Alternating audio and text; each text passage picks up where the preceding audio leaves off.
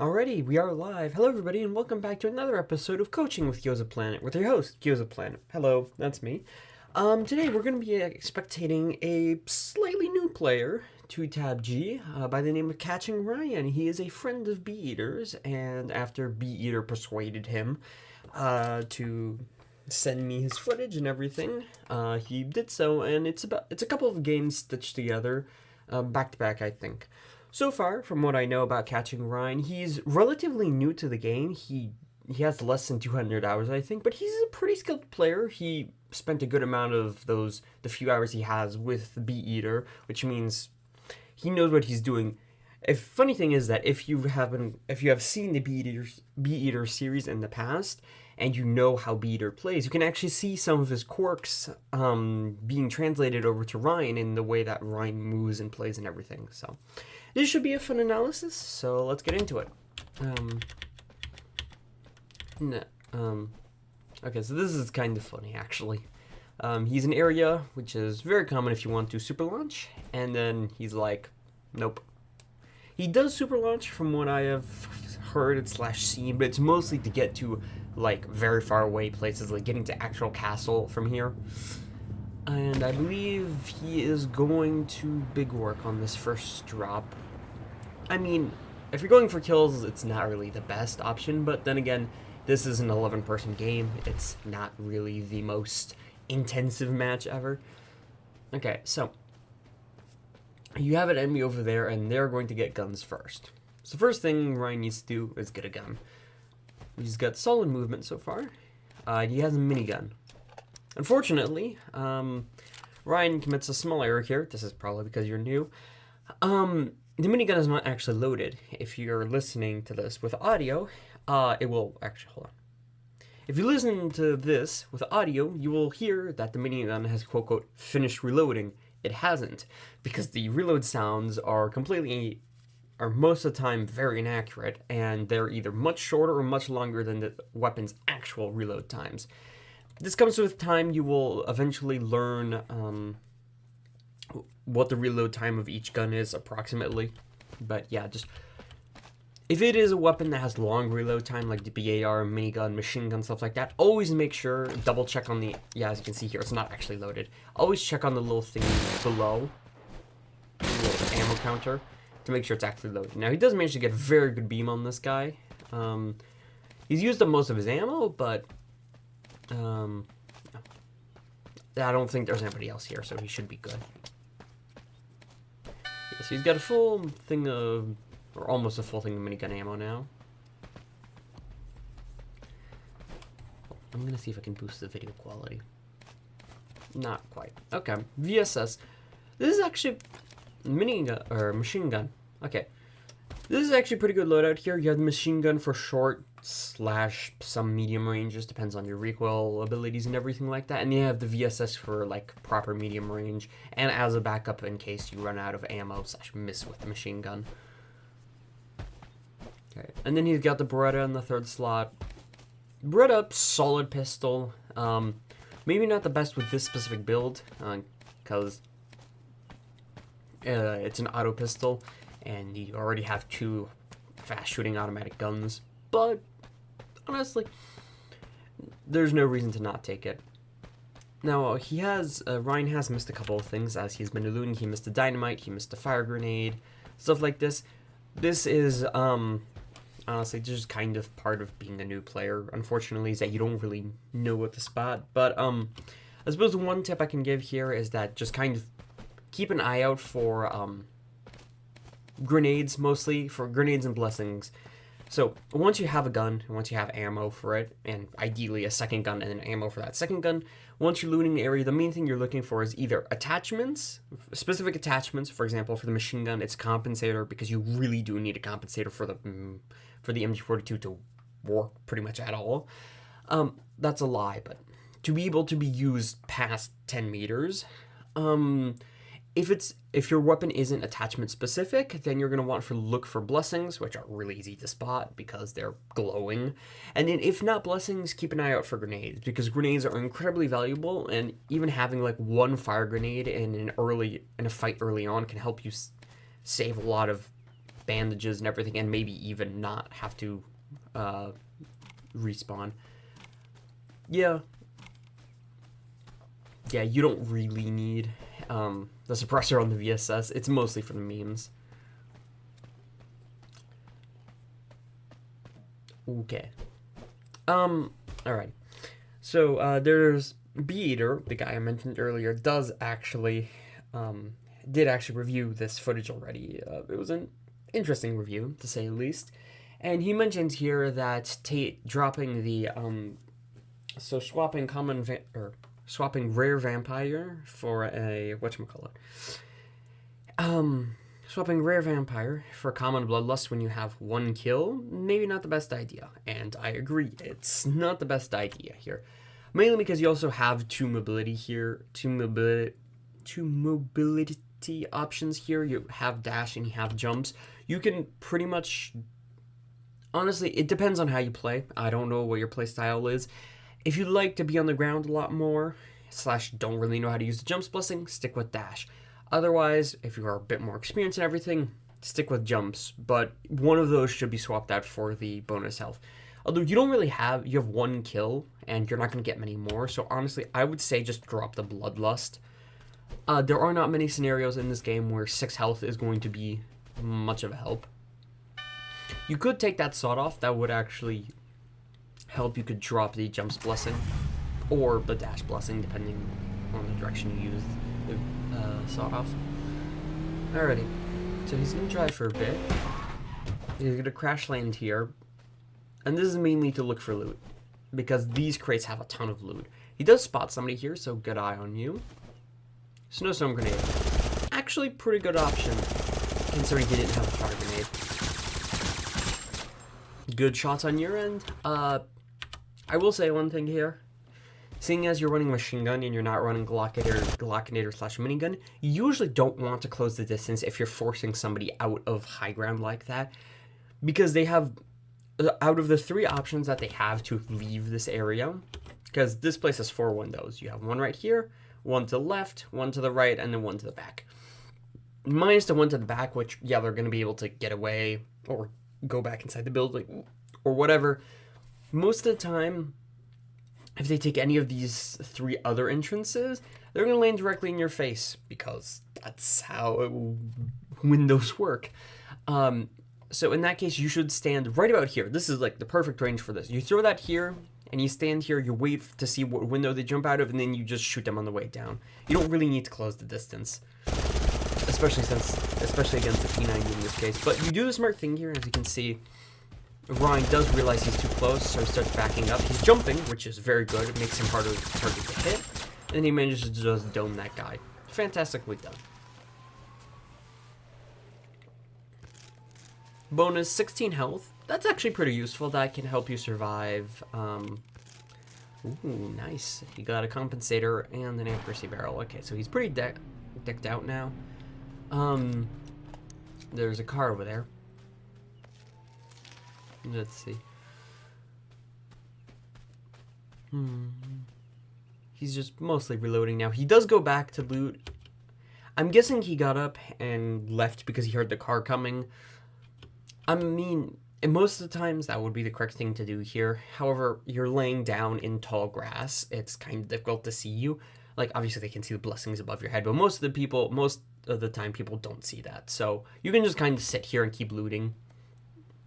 Also, first thing, new player thing, you can right-click items that are in this pile of drop thingies. You can right-click them and it'll instantly teleport them to your inventory. You can also do the same thing for attachments. If you right-click an attachment, it'll automatically be equipped to the gun that you have. So it's a useful thing to know. It helps save a lot of time trying to drag stuff to your inventory, because most of the time it doesn't even drag properly. You only get some of it, like with ammo, for example.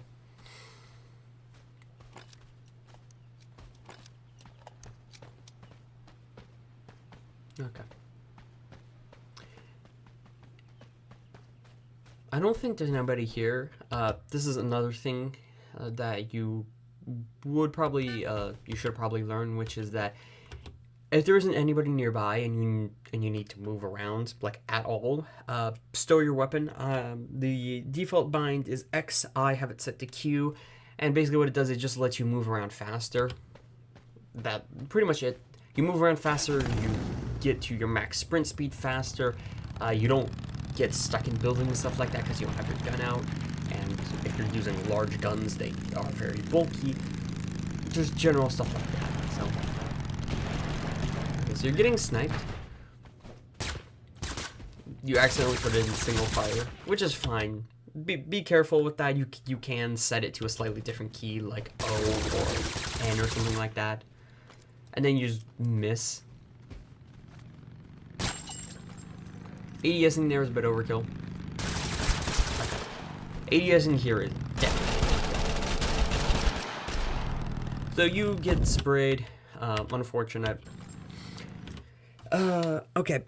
This is a great time to teach you about what I call the first 3 steps of any time you get a kill / manage to get it down. Now, Bee Eater doesn't believe in this, doesn't believe in this much, neither does Dual Rotor, but it is, for a new player, it is very essential. So, how does the 3-step plan work? Basically, 3-step plan is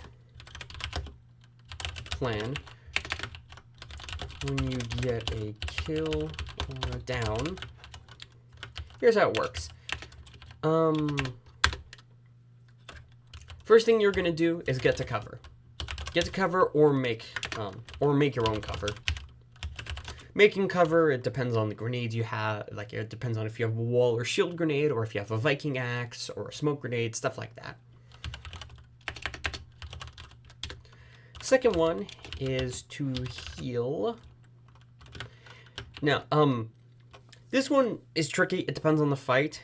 Ideally, you want to heal to full, but sometimes you just aren't able to heal to full, and you, like, because they're going to revive your teammate, because you have a grenade incoming, so try and heal as much as you can. Usually, if you can heal past half health, that's good. If you're past half health, trying to heal up to like 80% or something like that is usually reliable. And then the third thing is then you go loot. Looting an enemy, unless you're in the final zone where like the loot's about to be eaten by the wall and they have a blessing or ammo that you absolutely need.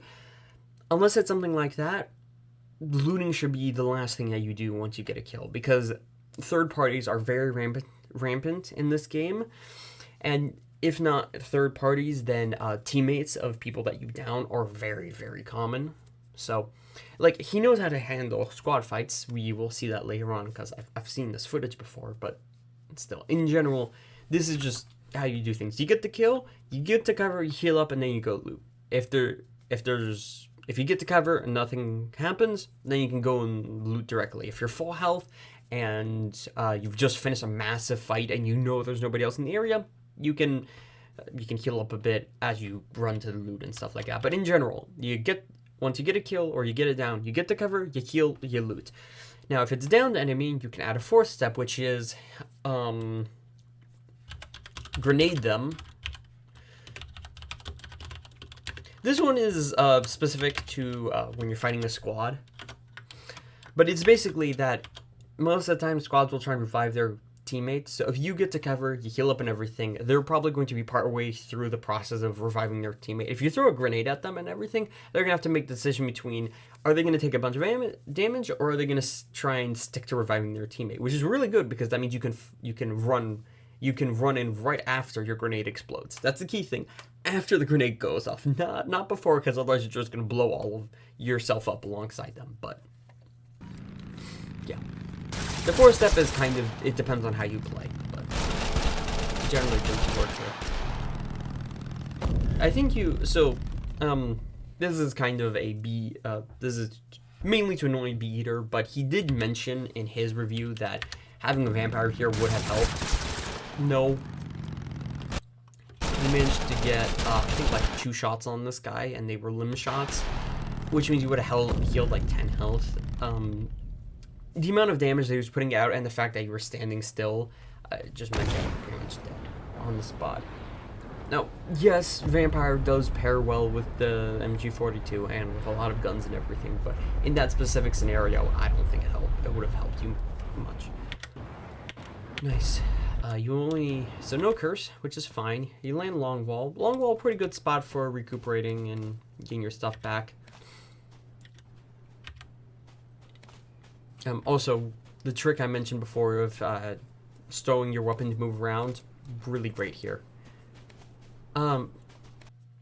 Another new player thing, I recommend you go into the firing range and you test out all of the weapons there. The firing range doesn't have every single gun available in the game, but it does have a large majority of them. And if you did that, you would learn that the PPSH is, 1, very ammo hungry, and 2, has very low damage, which is not statistics or characteristics you want from a weapon.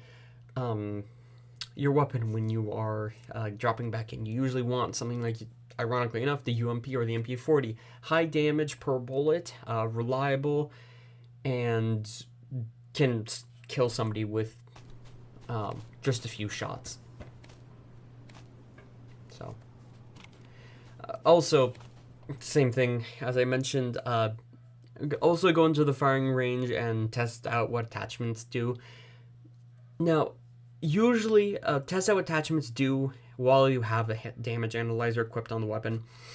Because if you didn't know, the fire rate barrel lowers the damage of the weapon that you equip it on. It does boost your fire rate by a significant, decent amount, but it's very situational when the fire rate barrel is good. The PPSH is not a gun that needs the fire rate barrel, though. It already has such a high fire rate that it bleeds through it incredibly fast, and as I said before, you don't really have the ammo to spare.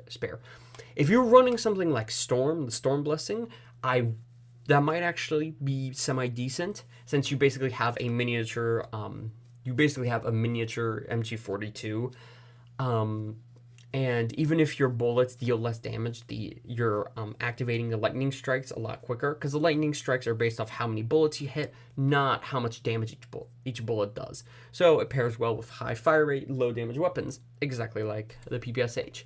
However, you do not have a Storm Blessing, and I don't think you find a Storm Blessing, so yeah. But in general, like, actually, I'm just gonna jot this down as a secondary point.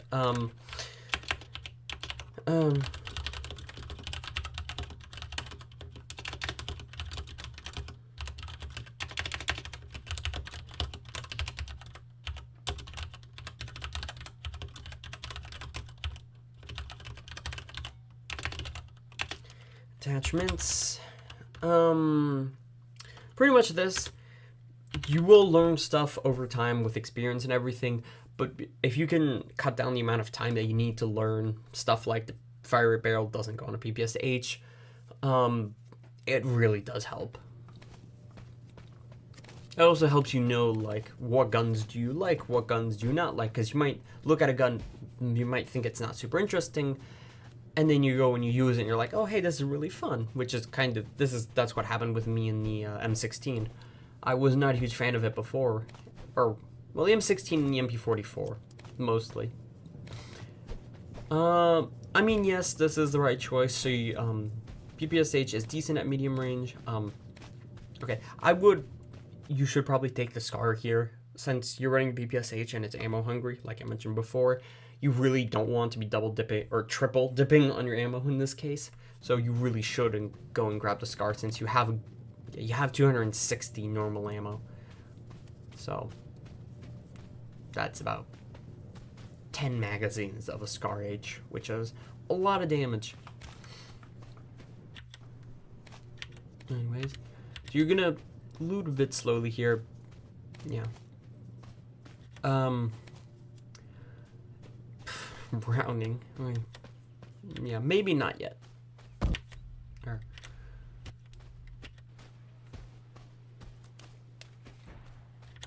Okay. So, he's getting sniped. There is a guy over here on this hill by that car. The main thing here is be careful of how you cross areas here. Like, in general, you don't want to be out in the open. This is just a bad spot to be in unless you know an enemy's nearby. If you get sniped at, take advantage of the scenery around you. This is something that you will learn as you explore the map more. In specific, in this area, you have all of this tall grass here that makes it really difficult for people to spot you, especially from the distance that the dude is at. He has a Garand, so he's sniping from far away. And you make yourself a hard target to hit. Or actually, a hard target to hit, and even harder target to see. Now, if this were in like the snow area or something, you could jump up onto the trees, or maybe not jump up onto the trees, but use the rocks or hills as cover. If this is like one of the more foresty areas, you can just kind of throw down a healing grenade early, or just be careful to not be running around these areas. Yeah, but once you realize that you're getting sniped at, the first thing you need to do is get out of the line of the sight of the sniper, and then you need to consider, hey, how do I retaliate? How do I deal with them? Because running at them is the best way to make sure you just die. Okay. We're going to go on to the second game. Bit of an unfortunate death, but you've done alright so far. Okay. So he does super launch here, but this is just to land. That'll work.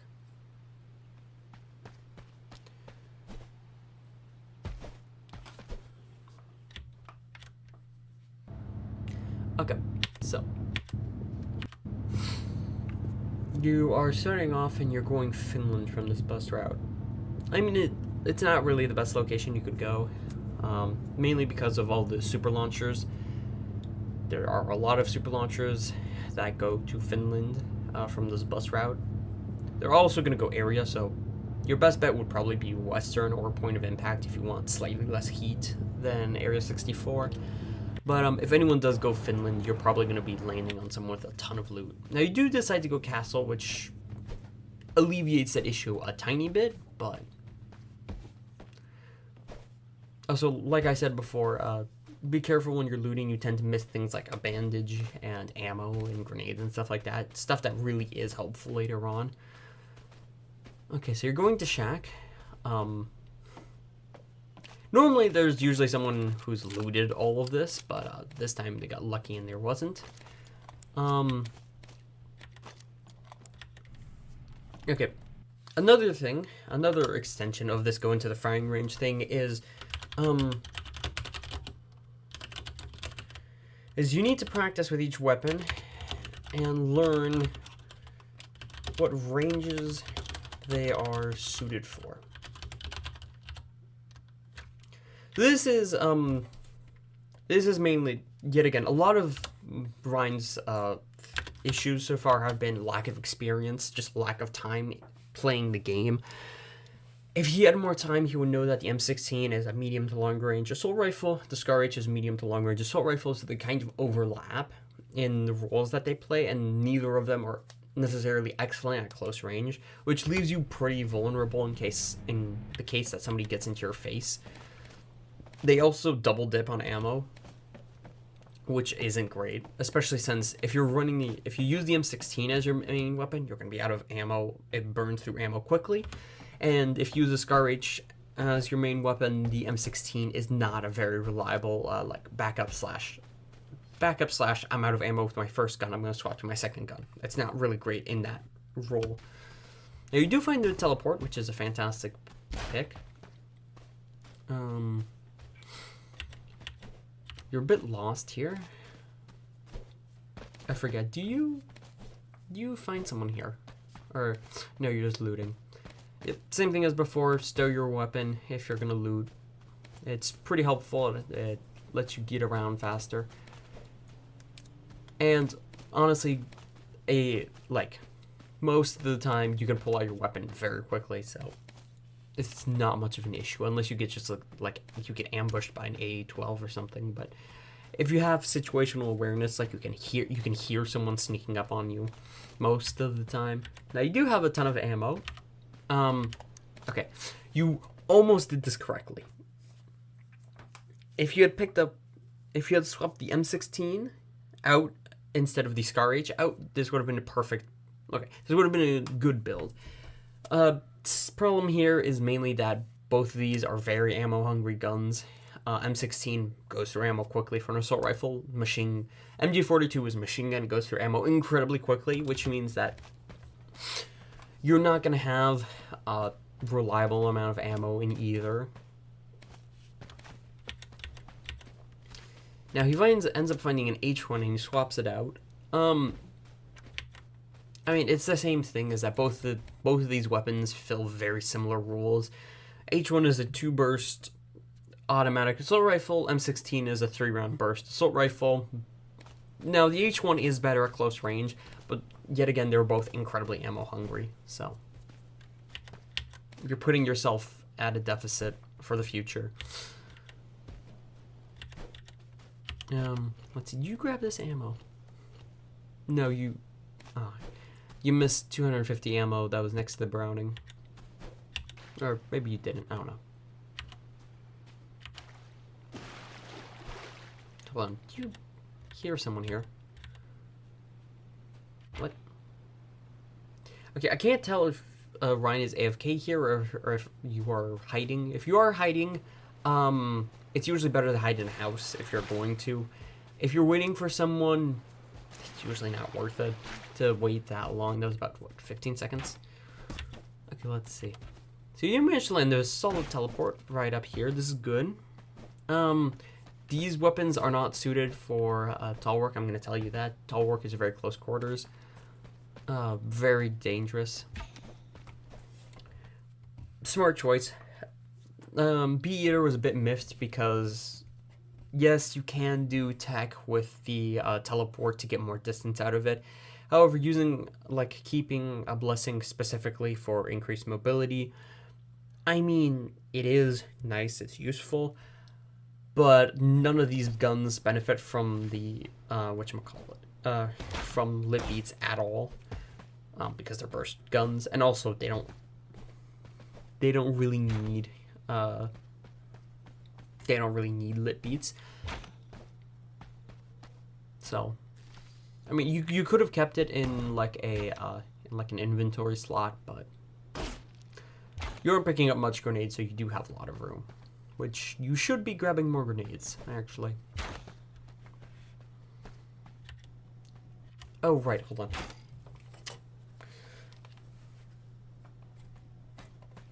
I did not have my headphones on, which means I forgot that this section has someone with a crossbow shooting. Yeah, I'm gonna be honest, this is kind of just unfortunate. This game does not have very good vertical audio, but they are below you, so. Okay, you hear them running up now?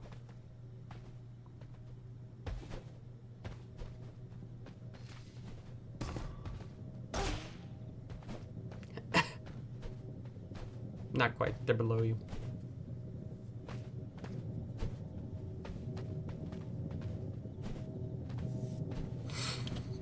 Yeah, this is just kind of unfortunateness. The way that they're firing off this crossbow makes me think that it's a grappling hook, not an actual crossbow.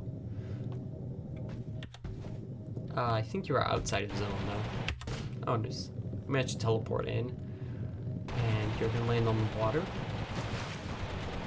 Okay, so there's a fight going on here.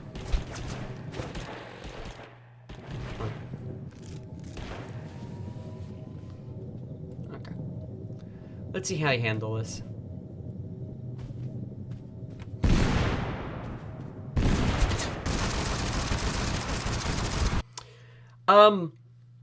I mean, I don't know if you know what a bouncy grenade does. It wasn't the world's best bouncy grenade. It was actually, if you were trying to prevent him from moving forward, it actually did a good job. He stands there instead of moving forward onto the street for a moment. But yeah, you just can't hit anything. And then you get blunderbuss checked. Okay. As I said before, practice with the weapons to learn what ranges to work well at. Neither of these guns want to be close up, which means that you really should not be walking into this person. Also, actually, hold on, I'll be right back. Okay, I'm back. So I've booted up TABG. As you can see here, I am in the firing range, and I'm going to grab the guns that he had. Well, most of them, because I don't think the H1 is actually here, because this game is old. And the devs were never able to fully update it. Okay, yeah, no H1. So, something I've noticed so far is that you have a tendency to throw down a healing grenade when you are slightly injured. Now, this is not the world's worst habit, at least you're looking to heal, but the healing grenade isn't really fantastic for this, especially out in the open, because it really leaves you incredibly exposed. Main reason is, let's say I am, actually, hold on. I'm going to grab myself like a normal grenade of some kind. Yeah, just a standard grenade. I need to take damage for this to work. Okay, that was a bit much, but yeah, that will help me get my point across. Okay, so, let's say I'm in a fight. I have been shot twice in the head by an AK. I'm down to very low health and everything, and I'm trading damage. And I'm shooting towards the target and everything. And I need to heal. Now, I could just try and get to cover and bandage up. I could take advantage of any healing blessings if I had any. Or I could throw down a healing grenade. Now, a healing grenade is convenient because I can stand, I can run around. I can, if I had bandages, I could use them. I can throw grenades while I'm in here and everything. Fantastic. Here's the problem with the healing grenade. If I'm low health and my enemy knows I'm low health, I'm basically stuck between this area and this area. This is where I'm going to stay for the most of the time, which means that instead of having to worry about me going anywhere over here, they only have to worry about a tiny spot right here, which makes me a really, really easy target to hit. Even more so if I have a grenade, because if I throw out a healing grenade here, like, let's say this is mine and this is the enemy, anybody who's in this healing grenade area just kind of goes boom. And if I see this grenade and I have to move out of the healing grenade, that means A, I'm losing my healing over time, and B, my enemy can shoot me as I do that. Which is not the result we want. We do not want to be shot by the enemy. So, what do I recommend? Well, first, the best way to deal with this is by not taking damage, or more accurately, reducing the amount of damage you take. And this is mostly by strafing. Now, strafing is the main way you're going to want to avoid damage in this game. You can also sit on a hill 200 meters away with a lit beat crossbow slash Kar 98 and never take close range fights. I don't recommend you do that. Most people don't recommend you do that, but whatever. So, how does strafing work? Strafing works off of the principle that when you're moving sideways, you're harder to hit than when you're moving not at all or when you're moving just a tiny bit forwards. So how are we going to pull this off? Well, there's two kinds of strafing in TABG. There's grounded strafing, and there's jumping, or strafing and jumping. So, when I'm just on the ground here and everything, I can walk side to side when I'm in a fight here. As you can see, I am walking side to side. My model is visibly walking side to side. It does make it slightly harder for me to hit my target, but also makes it hard for my target to hit me. Now, what I can also do is I can add in sprinting. Sprinting does come with the downside of I have to drop my weapon for a few seconds, but as you can see here, I can sprint partially, run, sprint, and just kind of do this like zigzag thing. It's not great. It is doable though. Now what I can also do is that I can add, I can add jumping to when I'm moving sideways. So, for example, instead of just doing this, I can add in this, where I'm jumping sideways. Now this is convenient because going up in the air makes it much harder for you to hit your target. Much harder for your target to hit you because they aren't just going sideways, they have to go up now, which makes it generally harder for them to hit you. Now, obviously, it makes it harder for you to hit them because your gun is moving around a lot more. As you can see, I'm struggling to hit the dummy while I'm in the air, but that's fine. Now, the best part about being in the air is that you keep your momentum that you had beforehand, but your gun comes up. And what gives us momentum? Sprinting. So let's say if I start sprinting here and I jump, I keep that momentum, at least for a short bit. But I can pull my gun in midair.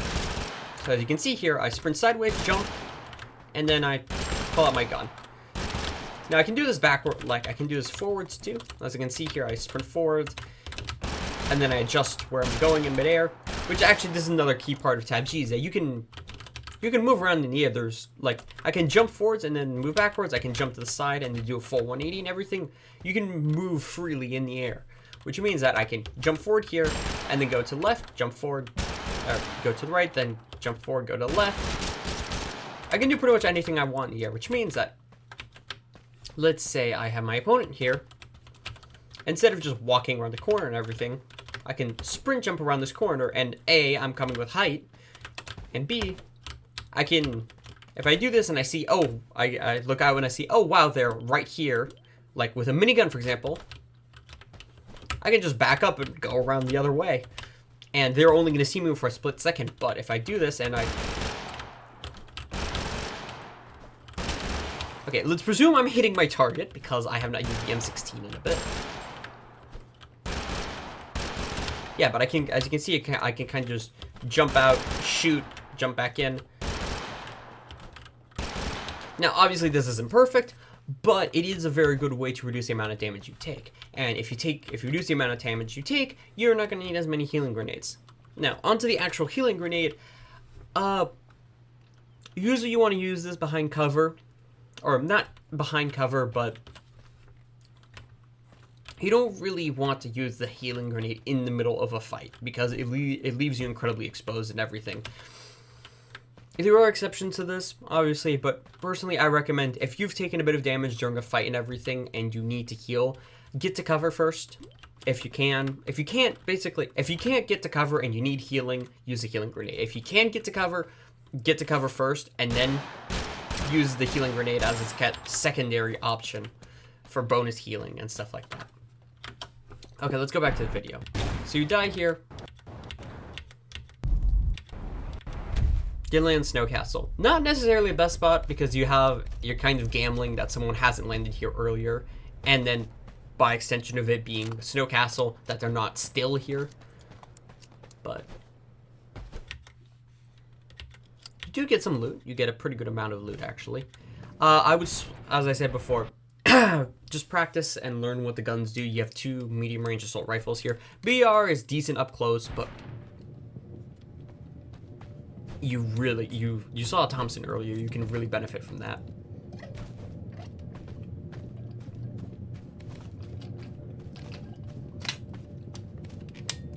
Alright, that's pretty good. That would work really well with the whatchamacallit, that MG you passed. The weapon mastery, or the FAMAS, actually. Actually, this is another part of what I was saying, is that if, for example, you had a bit more experience and you knew what weapon mastery actually did, and you also knew that if you knew that, hey, the MG and the FAMAS struggle from recoil control, and hey, I have a blessing that reduces those issues, you would instinctively think, okay, I have this blessing, I'm gonna look for guns that pair well with this blessing. You're gonna automatically make synergies when you're deciding what weapons you want to play with. Holstering your weapon here, as I said before. Be careful when you're approaching an enemy. If they see you first and they start firing at you, yes, you want to push them away by firing at them a little bit. You get very lucky that this person chooses to not auto-boo you, and instead tries to kill you with their UMP, I think. However, that is an example of why we use the 3-step plan, because third parties exist. So, now you do it slightly out of order here. You get to cover, you heal, and then you go back up slowly. You get grenaded. And this guy's just harassing you with grenades. And now you decide to go loot. And you managed to get some damage on him, not bad. You should probably focus on getting on zone now. Also, recommendation here, don't bandage out in the open directly in the line of fire of the person who shot you about 5 seconds ago. Because,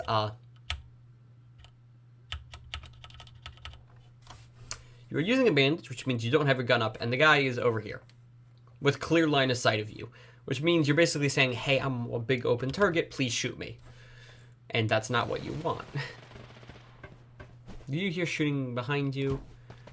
Let's see, what do you choose to do? I think you're chasing after the person who shot at you. You are. You spot him.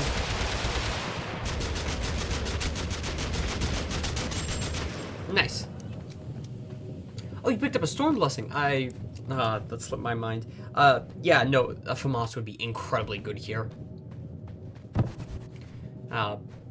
You have reduced spread on the FAMAS because of your Weapon Mastery Blessing, and it has such a high fire rate that the lower damage per shot is nullified by you having the Storm Blessing. Yet again, fantastic Beretta kill. This is actually a good showcase of why having a pistol in your third slot is actually convenient, because you run out of ammo and you can go over there and just shoot him and you don't have to burn time reloading. Now this is good. You get to cover. And you heal up slowly. Now, one thing I will mention is this is yet again a you don't know what the guns do issue. Also, as you can see, actually I'm going to point out right here, if you were jumping and strafing right now, you would take about half of the damage you just got hit with, because as you can see here, he's firing more or less where you are, but it's always downwards towards your like center of mass. If you're moving that center of mass up and down and everything, it makes it much harder to hit you, especially with a high recoil gun like the MG42. Anyways, regarding the weapon usage, the Scar H is not designed for this, not at all. The Scar L, maybe the IRL cousin of this gun, might be better suited for it, but not this one. Which means that you should not be about 5 meters from this guy. If you're going to be 5 meters from this guy, then what I recommend is that you grab a gun that's suitable 5 meters from someone, such as a submachine gun or a machine gun, but not 2 assault rifles. There are some cases where double assault rifles does work, such as a FAMAS plus a FAMAS plus an H1, or a FAMAS plus H1 works well. AUG plus MP44. Basically, one of the assault rifles that works slightly better at close range, or like AK plus Scar H. It's not the best loadout. It does require good recoil control, but the AK works pretty good in the close ranges. The Scar H works pretty well at those longer ranges. So, yeah. However, that's a very uncommon loadout, and most of the time you do not want to run 2 assault rifles. Not just because they're double dipping on ammo, but because they take up the same slot. You put it in single fire again. Yeah, be careful about that. If you find yourself hitting the swap firing mode button a lot, just because that's where your hand rests and everything, do consider swapping it to like H or something like that. You still want it accessible, because unlike what B-Eater might have told you, it is useful for some weapons if you want to like snipe with the Scar H, or like use the burst fire on the UMP/Vector, which is ironically pretty strong, but I will make a video about that in the future. But yeah. Alright, no, this is the same issue of you're walking into the enemy's path whilst you're in the middle of healing and you don't have your gun out. You're basically you're making yourself intentionally making yourself exposed, which is not at all what you want. Anyways. Now this is an example of good movement. As you can see here, instead of just running around the rock directly into this guy's bullets, you run above the rock and into the air. And as you can see, he doesn't even land a single shot on you, because it's really difficult to hit someone who's moving in the air. So, overall, pretty good performance. A lot of your things are just mostly inexperience. And it's inexperience with the game, yes, but inexperience with the guns and what roles they fit, what blessings work well with what guns, and how, like, what strategy in the middle of a fight or, like, after a fight looks like. You also should be using grenades more, actually. I have noticed this.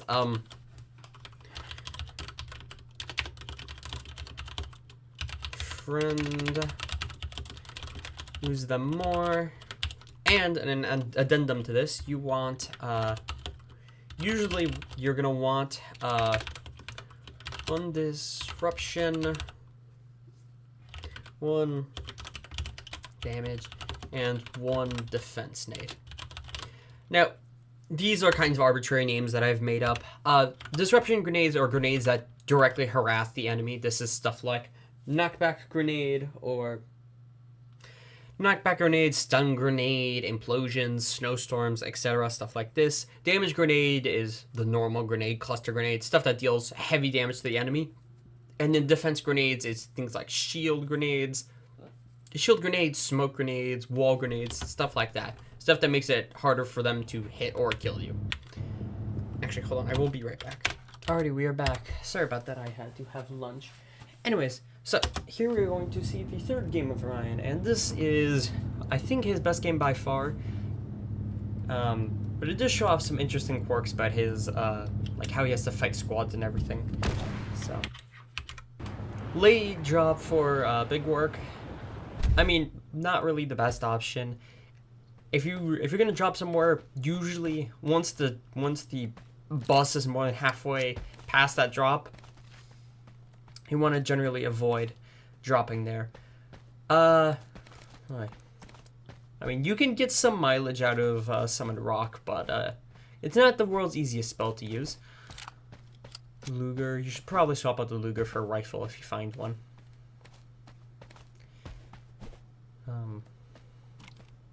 Yeah, sadly that doesn't actually do anything, but I mean, for now that's a pretty decent loadout.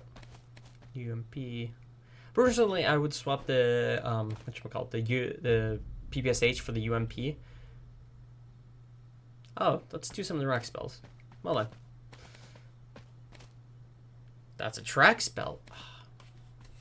And a speed aura. That's a lot of spell books. Out of these, I would take track. Track lets you hunt down enemies, which is really good if you're looking for kills, because you can land anywhere near to a popular location, and it will instantly let you know who's nearby, if there is anybody nearby, and if there isn't, you can just grab a vehicle or a launch pad grenade or a stationary launch pad and just go to the next area and keep hunting for kills. It's very good for that. Now, I don't think he was necessarily going for kills, so that's that's probably why he didn't take it.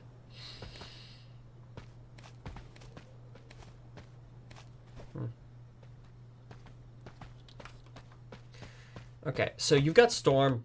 This does pair well with the PPSH. Let's see if you stick to it. I'm going to fast forward here a bit, mainly because this is starting to get a bit long. Yes, I'm sorry, my reviews do tend to be lengthy, but also because I don't think he actually runs into anybody here. I'm pretty sure it is just mostly looting. I mean, you do loot slow. Obviously, yet again, it's a new player thing. Personally, I would say the general thing is that if you want to start improving and start looking for kill records, so like you break the 10, or you've already broken 10 kill record, but you start breaking 20 kill record, 30 kill, like 20, 25, 30 kill record and everything. The main thing is that you really just need to be in fights as much as possible, which means that you're going to have to gamble. You're basically, you have to rely on getting resources from your opponents. What this means is that instead of spending 2 to 4 minutes, like instead of spending 4 minutes to loot a POI and then go and look for fights in the minigame and everything, you need to spend about 2 minutes, not even 2 minutes in a POI. Make sure that you have 2 guns, ideally 1 medium range, 1 short range. It depends on your playstyle, obviously.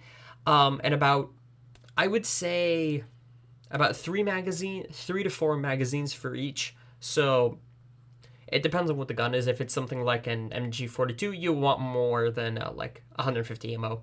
But in general, yeah, you want about 200 to 300 ammo for each weapon. 2 weapons, at least 1 blessing if you can get it. A handful of grenades and everything. And then you just need to go and get across the map and go and look for fights and everything. Now, obviously, this comes with a risk. There's a possibility that the person you fight has nothing. They no loot at all. But they could also have like 15 grenades, 2 like 15 or 1.5k ammo, a burst gun, like an OP SND for you. You never know. So you're basically, you have to trade some of the safety of looting at POI and trade that safety for the risk of relying on the loot of whatever the enemies you're facing grabbed. And obviously, the longer fights go, the less that is, because they spend ammo shooting you. The ammo they spend shooting you is ammo you can't pick up anymore. But by doing so, you do speed up, and it lets you get those higher kill potentials.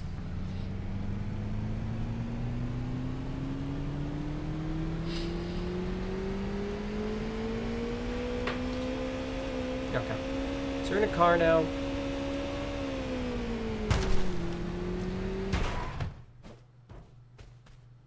Okay, so you're here to loot, it seems like. Come here for loot. Actually, this is another thing you can do, is that if you are going to, if you do spend, like, only a small amount of time in a location, you can go to loot hotspots. For example, like, like these purple containers here, Shack in Finland, all the people tend to drop Shack, so maybe not. But places like this, there are a couple of them around the map where there's like a lot of loot concentrated into them. If you learn what these places are over time, you can use them as kind of like stashes. So if you get into a fight that ends badly, you don't get much loot from it and everything, you can run to the stash and you know that, hey, there's a good chance that there's some loot here.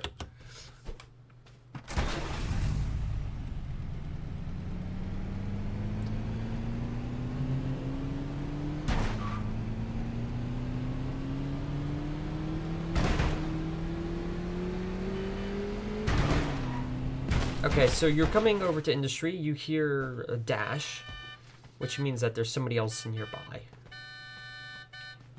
And the fact that that's going off so much means either there's somebody in a car who's honking, which is unlikely given that's coming from this middle section, or it's somebody with a legendary dash.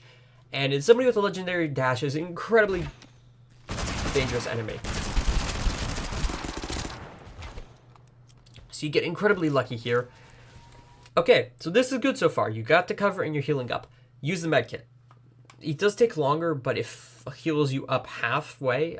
It's 50% over half a second, whereas a bandage is 15 over 2.5 seconds. So you heal more health while doing that.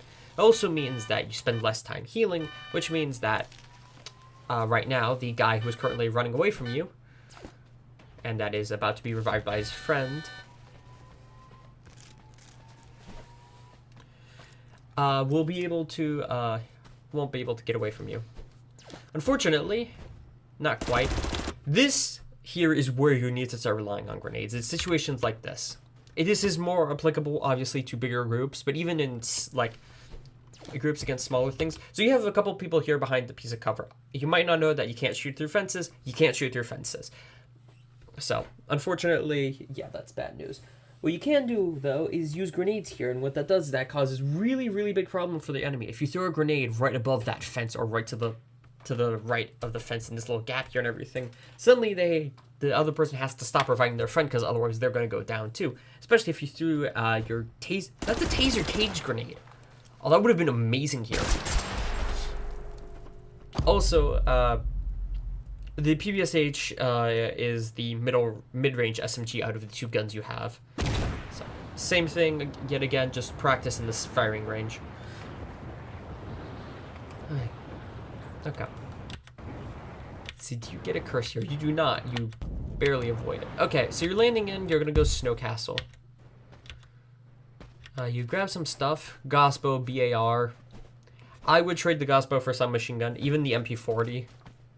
Because you really need a close range gun. And the BAR hits hard. It's not a very good close range gun. It's just, you miss the Gospo, you try, and yeah, no, that was unfortunate. Okay, I'm pretty sure this game here is the one where he gets the multi kills. I'm not sure. Yeah. In general, that fight there was just messy, but it's mostly just know when to give up on something like trying to Gospo them. The Gospo is nice if you can pull it off. If you can't pull it off, just rely on shooting them instead.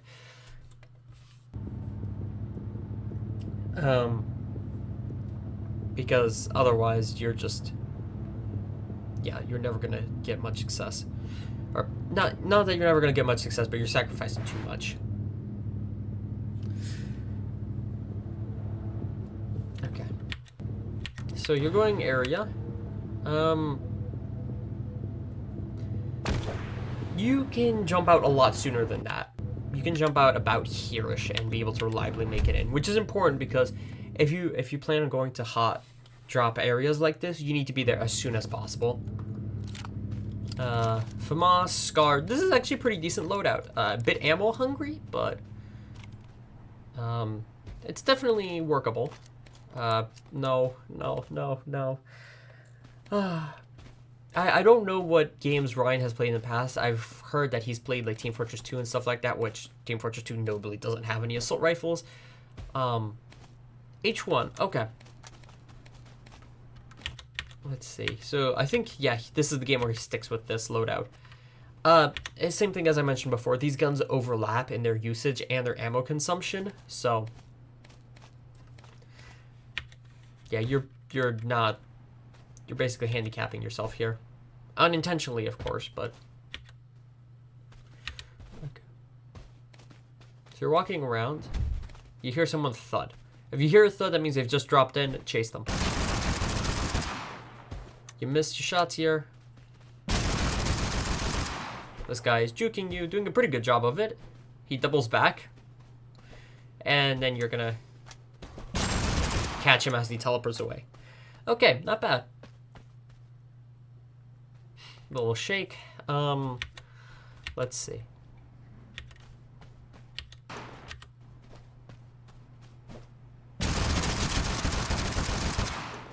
Okay. Somehow you're not dead. And somehow he manages to live through this. Impressive, I'm gonna be honest. Yeah, this is kind of what I was talking about, is that you rely a bit too much on healing grenades. Because if the other guy ran through the room right now, or just threw a grenade at everything, you don't really have anywhere to go but upwards. So that means that he could throw... Actually, hold on. This dude could do... is they could be right here, throw a grenade in this way, and then jump on these boxes, jump up in through the barracks window, and then catch you as you run up the stairs. And you'd be a completely free kill. Which is never good. You don't want to do that. Okay, well, you get this guy low. Managed to get away. And yeah, as you see here, you don't want to push out because you're busy healing and everything. And what that means is that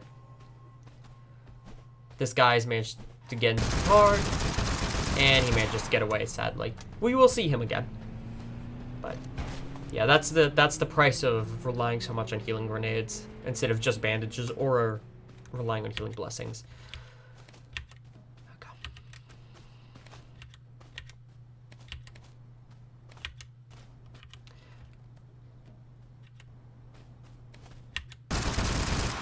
Okay, yet again, like I said, learn what attachments do and what guns they're good on. The fiery barrel is not good on the H1. Mainly because it shares the same damage as the AK, which is 23, and because of the damage reduction from the fiery barrel, it brings us down to 19.75, I think it is. So it takes 6 shots to kill, barely 6 shots to kill instead of 5, which does matter. Like having someone left at like 1 health is sometimes the difference between winning and losing a fight. Yeah. Okay, rare regeneration, pretty good. I would take that. Yeah, you don't have many kills right now, do you? No, you got 1. Okay, so you hear a car and you chase after the car. It's a motorcycle, actually. So you managed to get a good spray here. See, as you can see here, this is what I was talking about earlier, is you're walking in a straight line towards them, which means that they shoot you and they take a ton of damage. But as you can see, all of these shots are like clustered around this exact tight group. I wish I could draw straight lines. It's drawn around this group right here. So if you were just like strafing up and down and stuff like that, they would almost never hit you. That's actually a pretty decent grenade. You managed to knock that guy out.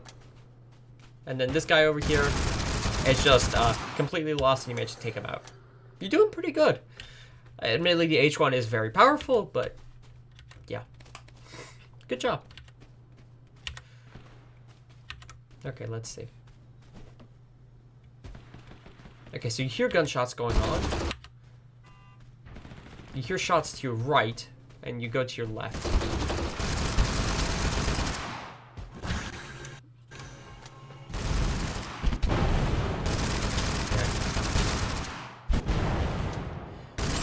Okay, so you managed to get one kill.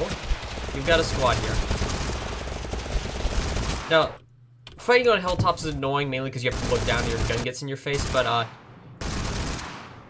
I will admit, this was actually a really good knockback grenade, because it flings that guy to the left, and it lets you get the knock on that guy, and then that guy just tries to run away, and, you're about to catch him. But see, when you go up into the air, they can't hit you. You go here, and he's just completely dazed, and you just managed to get the kill on him. Also, if you're going to loot, please, prone. Well, first you should go heal, but then you should prone. Because, as we are about to see, you are getting shot at.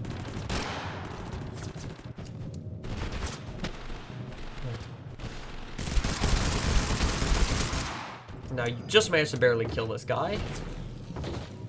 Actually, his Storm Blessing will work pretty good with what you had here. But, okay. This is, yet again, this is the healing out in the open problem. Is that my Discord? Yes, it is. Apologies. As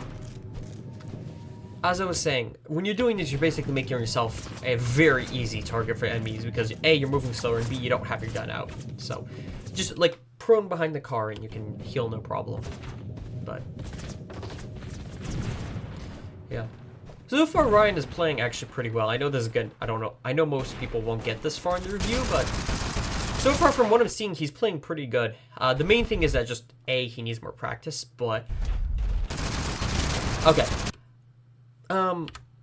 Yet again, knowing what weapon recognition for your weapon and for the enemy's weapon, that's Mossberg. Mossberg can absolutely one-shot you at close range. Also, your H1 does not want to be this close, so you should not be here at all.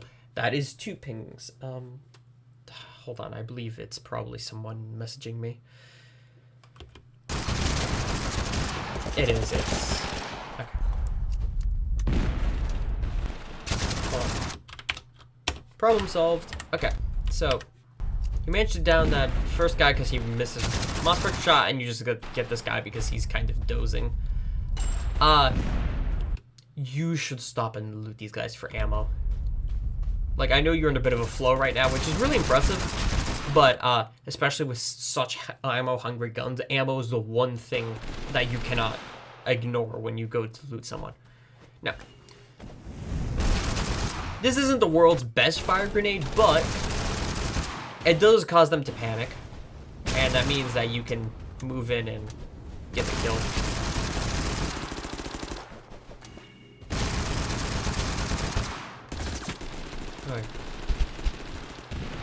Okay, pretty good shield grenade. You accidentally activate gangsta mode. You managed to down this guy. The other guys have decided to run away. This guy, completely oblivious. This other guy is also completely oblivious. Wow. No, he's got solid aim. Like, it's inconsistent, but Ryan does have pretty solid aim. And pretty solid aim, and, like, when he gets into the flow, you can tell he's actually, like, he plays a lot like B, which is very up close and personal and very erratic. Which is good, but he just doesn't really have the full amount of experience to capitalize on it. Oh, you are...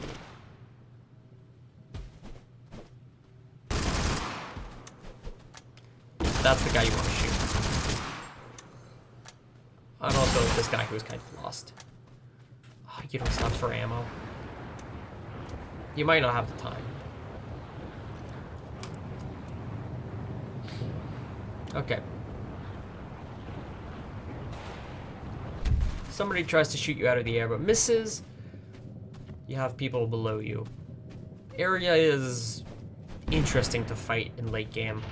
It is really just a matter of how much vertical mobility you have. This guy is completely clueless. You get a bit of ammo back from him, but you've already been here. This is where you were beforehand, so there's not much loot left.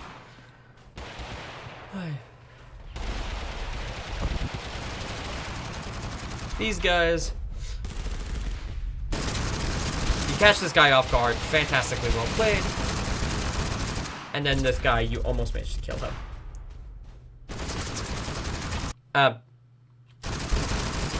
If you're in the middle of what seems like a crossfire, do not stop and loot. Alright. Unless you need ammo, which actually I don't think you realize that you do need ammo. Now, I will admit, B called us out, and I will also congratulate Ryan for this. He runs away, and the other people they think he's just ditching. And in fact, what he does is that he flanks them, and he gets a perfect spray on one of them. And then he runs out of ammo, and then he tries to Luger them. And he can't hit his Luger shots. Now this is actually where a grenade would go really well. If you threw out an implosion grenade, you can stun this guy and then you Luger him. And you do throw out the implosion, and you could have killed him right there. But you couldn't. Yeah, so you have to run away here. And then you just get gunned. Unfortunately. But that was a fantastic showing at the end there. Very good aim, very well played in general. So, in conclusion, you have the potential to be a very skilled player, up to the level of B pretty much. Most of what you need is experience. Now, you can shortcut this experience by doing things like going to the firing range and testing out all the weapons with various attachments. You can also ask around in the community and people will tell you what gun goes well with what. Blessings, this is absolutely vital, that you learn what the specifics of what blessings do and what weapons they pair well with. You do need to use grenades a lot more. You have grenades for a reason, and they can help you in uncomfortable situations, with multiple enemies, when you're low on ammo or low on health and you didn't have the time / can't heal. A million different scenarios. And then, yes, the 3-step plan, which is mostly just get to cover, heal, and then loot somebody, because otherwise you're just leaving yourself exposed. And don't bandage out in the open. That's it. But yeah, thank you all for watching. Thank you, Ryan, for submitting this gameplay. To everybody who wants to have this, where I coach you by reviewing your gameplay, let me know in the comments below. You can also join my Discord or book me via Metafy, which is also in the description below. As for everyone else, you will see a slightly different video after this one, and thank you all for watching. Goodbye.